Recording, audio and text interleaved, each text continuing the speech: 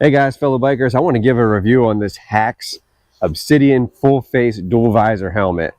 Now I've actually been using this helmet for about a year now, so I wanted to wait before I gave this review just to make sure that I could actually say whether or not I recommend this for purchase or not. So again, I'm coming up on a year, probably somewhere between 5,000 and 10,000 miles on this helmet. You can see I'm kind of rough with the helmet, so it is definitely used. But I am about to buy a new one for the upcoming year, and I've decided I'm going to go with the Hacks brand again.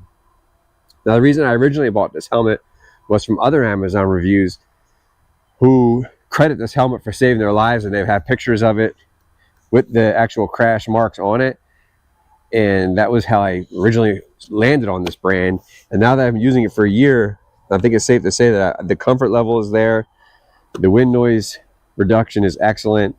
I love the dual visor feature. So I also have a clear one that I purchased, so I'll show you. But if you're running clear, you just have that up, you can pop down and get that sun visor that's built in there, so you don't have to worry about your sunglasses or anything like that. So it is a dual visor. Now for the new purchase, I might go with modular, but I also may buy this Obsidian again. I've been very happy with it. You can see the inside, the padding is holding up. You can see the padding inside is holding up very well.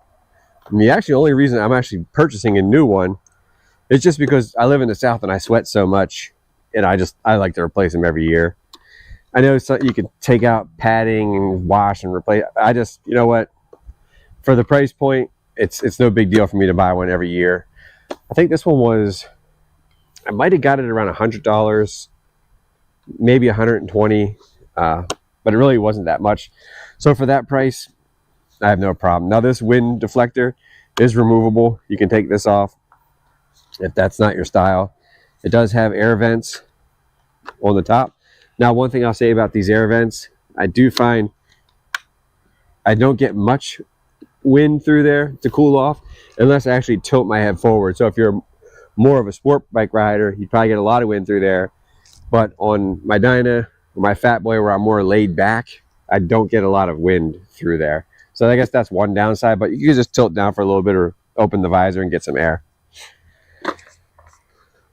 One piece I have removed, there is a wind deflector that goes here, like a nose piece.